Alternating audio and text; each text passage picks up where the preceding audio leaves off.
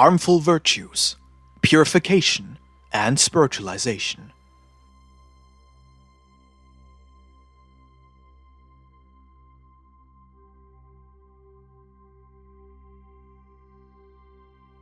Harmful virtues, transgressions, aberrations. Thus saith the Lord. Understand my teaching, so you will not make any more mistakes during your lifetime. For any offense you may cause your brethren, in word or in deed, will be to you an unforgettable reminder, clamoring relentlessly within your conscience.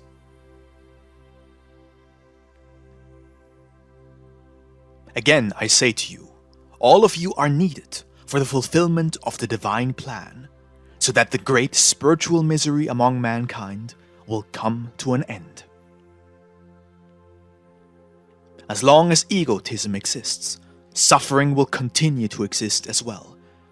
Replace your indifference, your egotism, and your contempt with love and compassion, and you will see how quickly peace will come upon you. Seek to advance in this human life, but never allow yourselves to be dominated by excessive ambitions, for thereby you would lose your freedom and become enslaved by materialism. I forgive your faults, but I also correct them, so that you may rid your hearts of selfishness, for it is one of the weaknesses that drags your spirit down the most.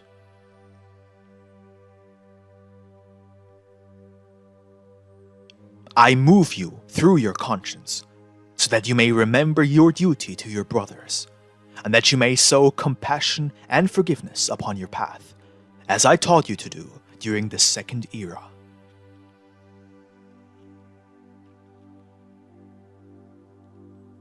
Today, the power of the material body and the influence of the world have made you selfish. But the material body is not eternal, and neither is the world and its influence. I am the patient judge, whose justice reigns over life and time. You shall not judge those who deny me, for I will find you guiltier than even them. Did I ever lift my voice to judge my executioners? Did I not bless them with love and humility? If only you knew that many of those who were lost for a time in the world because of that fault are today purified in spirit.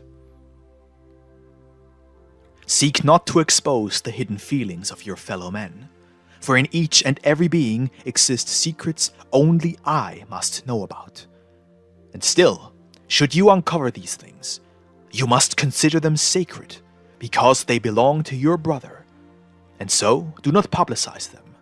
Do not tear away that veil, and instead make it even thicker. How often have I seen a man invade his brother's heart to uncover his moral and spiritual nakedness, only to take joy in it and then publicize it all. None of those who have profaned the intimacy of a fellow being in this manner should then be surprised if, along the way, someone strips and mocks them as well. They shall not say that it is the rod of justice that measures them, for it will be the rod of injustice with which they had measured their brothers.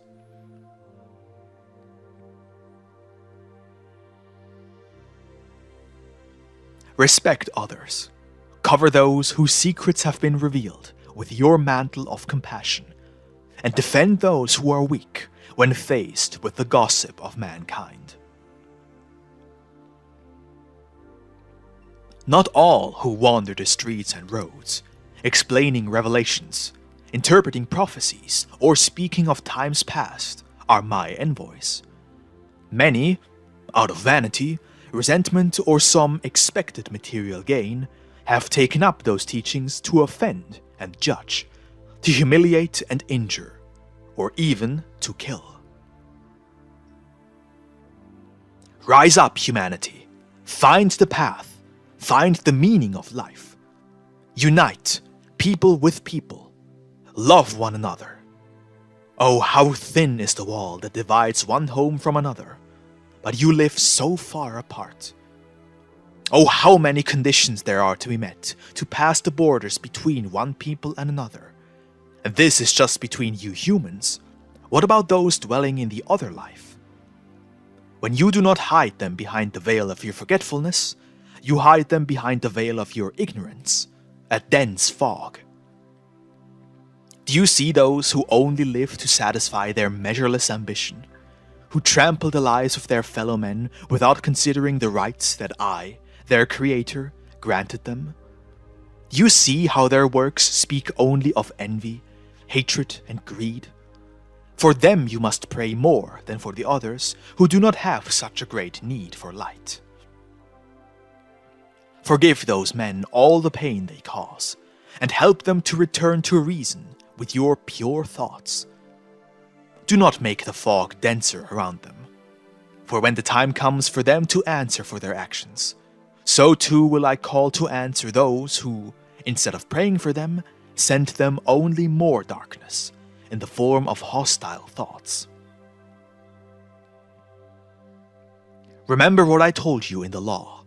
Have no other gods before me. But many are the gods that human ambition has forged to adore, render tribute to, and even give their lives for.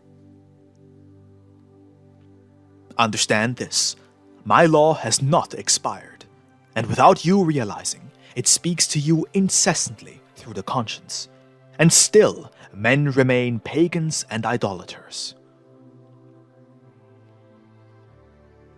They love their bodies, flatter its vanities, and concede to its weaknesses. They love the riches of the earth, to which they sacrifice their peace and their spiritual future. They offer worship to the flesh, going at times as far as degeneration, and even death in pursuit of pleasures. You may be sure that you have loved that which is of the world more than the Father.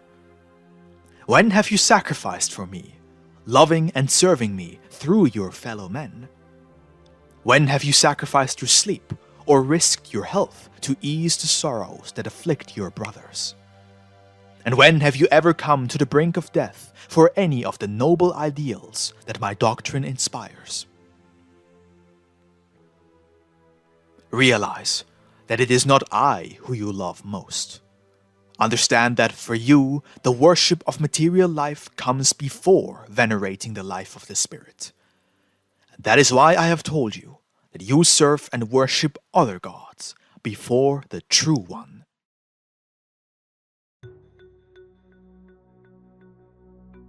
You are so accustomed to sin that your lives have come to seem natural, normal, and legal to you. Yet nonetheless, it appears as though Sodom and Gomorrah, as well as Babylon and Rome, had spilled all their perversions and sins upon you. You live now in a time of confusion, in which you call good bad, in which you think you see light where there is only darkness, and in which you give priority to the superfluous rather than to the essential. And yet my compassion shall arrive on time, ready to save you and show you the luminous path to the truth, a path from which you had strayed. To triumph over all trials, do as the Master instructed you. Be vigilant and pray, till your eyes are always alert and you are not taken aback by temptation. Note that evil is subtle in its pursuit to tempt you, to make you fall, to overcome you, and take advantage of your weakness. Be perceptive, so that you may know when it is stalking you. Truly, I say to you, from this darkness will mankind emerge to the light. However, a slow transition it will be. What would become of men if they were to realize in an instant all the wrongdoing they have caused? Some would lose their minds, while others would put an end to their lives. The purification and spiritualization of humanity. You have forgotten the law. waiting for the forces of nature to remind you of my justice. Hurricanes, floods, earthquakes, droughts, inundations, all of these are voices that awaken and speak to you of my justice.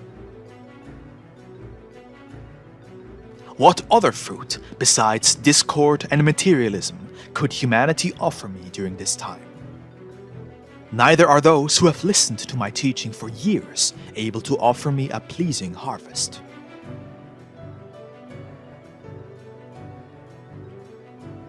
Do you not hear the voices of justice? Do you not behold the forces of nature haunting region after region? Do you believe that, if you lived a virtuous life, there would be a need for my justice to be felt in such a manner? Truly, I say to you, there would be no reason to purify you if I had found you already cleansed. Even when, in the present, it appears impossible to cement peace among humanity, I tell you that there will be peace, and more still, for men will practice spiritualization. The world will suffer many calamities before that time comes, but those sufferings will be for the good of humanity, in the material as well as the spiritual. It shall be a this far and no further, as concerns the rampant current of wicked deeds, selfishness, and hedonism of man. And so balance shall be restored, for the forces of evil cannot prevail over the forces of good.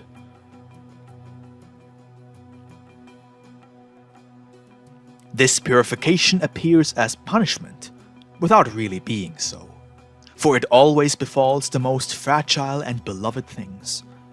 But in truth, it is the means by which the spirits who have lost their way will be saved. He who judges in earthly terms will find nothing of use in the pain. But he who bears within him a spirit that lives eternally gains, from that same pain, light, experience, fortitude, and regeneration. If you think spiritually, how could you believe that pain is a bane upon humanity, if it comes from a God who is entirely love? Time passes, and a moment will come when the great trials begin to appear, and the last bit of peace will disappear from the world, not to return until humanity has found the path of my law, and hears within itself the voice that incessantly says, God lives, God dwells within you. Recognize him, feel him, reconcile with him. That is when the way you lead your life will change. Selfishness will disappear, and every person will make themselves useful to others. Men will be inspired by my justice to make new laws and govern the peoples with love. In the material world, you will likewise experience this transformation. The rivers will be rich in water, the barren fields will be fertile, the forces of nature will return to their usual paths, for harmony will reign between man and God, between man and the divine works, between man and the laws dictated by the Creator of life. Do not fear, beloved witnesses. I tell you that this materialistic humanity, which for so long has believed in only what it could touch, see, and understand through their limited understanding and could be proven by its science, shall become spiritual, and they will know how to look upon me and seek the truth with their spiritual gaze. If you were spiritually prepared, in infinity you could behold multitudes of spiritual beings who would resemble an immense white cloud, and when the messengers and envoys set out from it, you would see them approaching as flashes of light.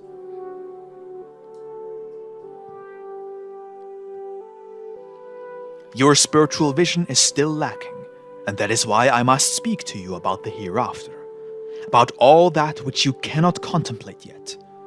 But I tell you that the time will come when all of you will be seers, and you will rejoice before that marvelous existence that you feel distant from these days, but in reality oscillates near you. It surrounds and illuminates you. It inspires you and knocks incessantly at your doors. Sensitivity, presentiment, revelation, prophecy, inspiration, spiritual vision, healing, the word within. All these things and other additional gifts will pour out from the Spirit, and through them will men confirm that a new era has dawned upon humanity. Today you doubt the existence of those gifts, because there are some who hide them from the world, fearing its judgment.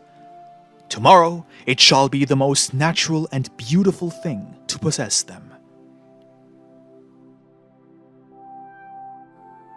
I come to you during this third era, because you are ill in body and spirit. The one who is healthy has no need of the doctor, nor do the righteous require purification. Today there is still need of ministers, judges, and teachers. But once your spiritual and moral conditions have been elevated, you will no longer need those crutches, nor those voices. In every man there shall dwell a judge, a guide, a teacher, and an altar.